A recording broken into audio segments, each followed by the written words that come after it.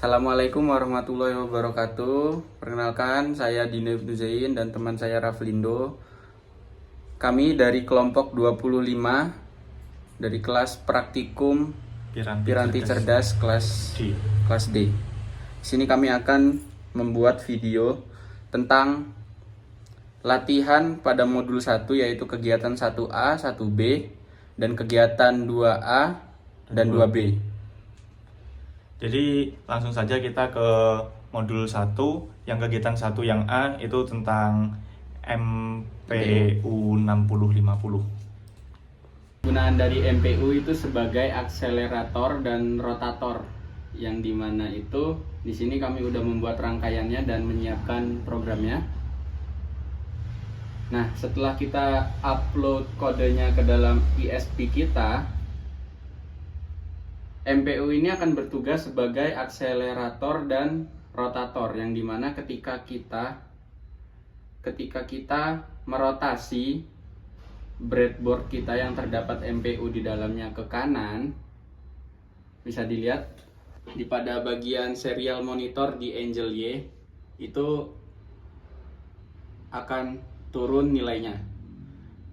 Dan ketika kita merotasi breadboard kita ke arah kiri, maka Angel Y-nya akan naik. Selanjutnya, jika kita merotasi breadboardnya ke arah belakang, itu bagian Angel X-nya akan turun dari angka sebelumnya sekitaran 50-an, sekarang menjadi 30-an. Dan ketika kita merotasi breadboardnya ke arah depan, maka Angel X-nya akan naik. Selanjutnya, di bagian Angel Z itu gunanya untuk membaca akselerasi yang terjadi pada MPU-nya. Contohnya di sini, saya akan menggeser breadboardnya ke arah kanan, maka nilai Angel Z-nya akan naik. Sampai saya berhenti menggeser breadboardnya, maka Angel Z-nya akan turun lagi ke angka normal awalnya. Begitu pula sebaliknya. Ke arah manapun saya menggeser, ketika terdapat pergerakan pada breadboardnya, maka nilainya akan berubah. Dan perubahannya itu tidak selamanya naik, bisa juga turun. Tetapi ketika kita tidak menggerakkannya sama sekali, maka nilainya akan stabil. Oke, jadi saya akan menjelaskan codingan pada kegiatan 1A dulu. Jadi yang atas 2 ini adalah library-nya. Jadi library-nya itu yang pertama kita menggunakan MPU 6050 TOCKN ini. Kita tadi di awal itu harus menginstal dulu agar MPU ini bisa digunakan. Setelah itu WRH ini apa? Jadi WRH ini adalah untuk menerjemah dari data tadi diubah menjadi nilai sudut seperti itu.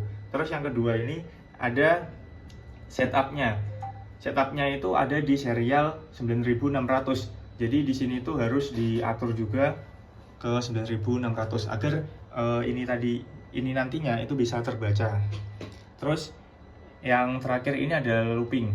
Nah, loopingnya ini di kode ini tidak bisa berhenti.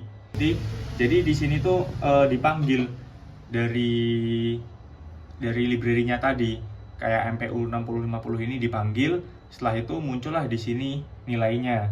Nilai itu diterjemahkan oleh library menjadi nilai sudut. Di sini. Untuk kegiatan 1 nomor 2, yaitu kita memakai LDR. Nah, jadi untuk rangkaiannya seperti ini. Jadi dari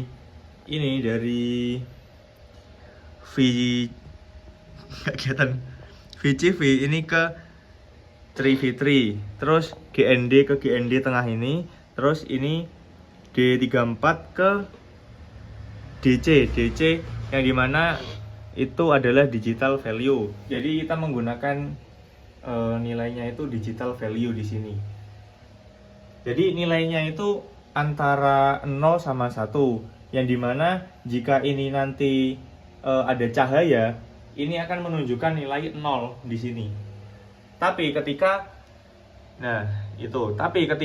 kita tutup sensornya seperti ini, cahaya di sini akan padam dan di sana akan menunjukkan angka 1 karena tidak ada cahaya. Ketika ini dibuka lagi, lampu di sini akan muncul lagi dan di sana nilainya itu 0. Dan ini juga ada indikatornya.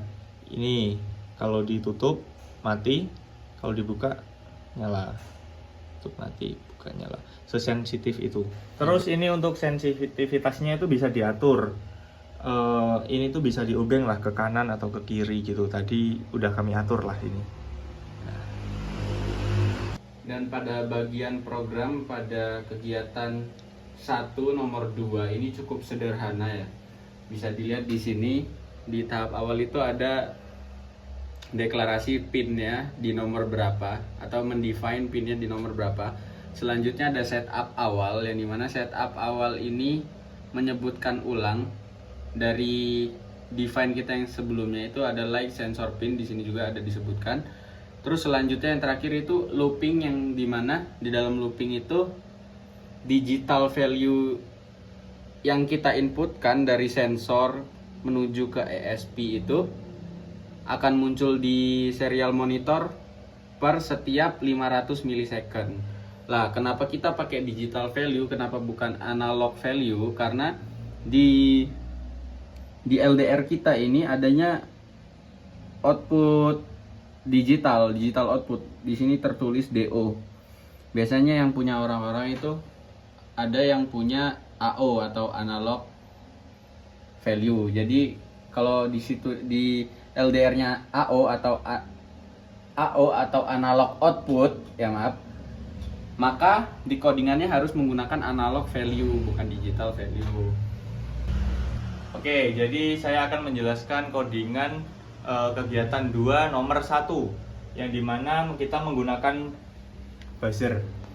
Yang awal ini adalah deklarasi LED itu yang berada di port 2 dan buzzer itu berada di port 4. Nah, setelah kita deklarasikan, kita panggil di sini LED yang berada di port 2 itu untuk menampilkan outputnya, dan buzzer itu juga menampilkan outputnya. Nah, setelah itu kita memasuki mode looping yang dimana awal itu LED itu berada di mode high, buzzer juga high, yang dimana ini nanti akan bunyi suaranya. Setelah itu delay 1 detik. Nah, ini nanti LED sama buzzer ini memasuki mode low yang dimana lampu itu akan mati dan buzzernya tidak menimbulkan suara. Setelah ini akan dilanjutkan oleh teman saya. Nah, berikut ini adalah rangkaian yang telah kita buat berdasarkan kegiatan 2 nomor 1. Di sini kami menggunakan buzzer dan LED sebagai outputnya, yang dimana seperti yang dijelaskan oleh teman saya tadi, delay dari output tersebut adalah 1000 milisecond sesuai dengan yang ada di rangkaian kami, yang dimana lampu itu hidup setiap 1000 milisecond sekali dan buzzernya juga demikian.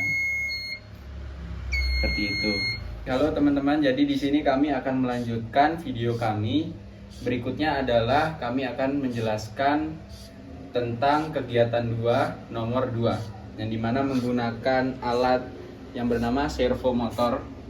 Di bagian codingannya, sini saya akan menjelaskan bagian codingannya. Yang pertama ada memanggil library dari servo motornya. Selanjutnya itu di sini ada deklarasi value yang dimana servo post itu awalnya 0 dan booleannya itu modenya false. Selanjutnya pada bagian setup. Di bagian setup ini telah di set bahwasannya servo itu ada di pin 18 dan servo itu posisi awalnya ada di 0 derajat. Servo postnya ada di 0 derajat.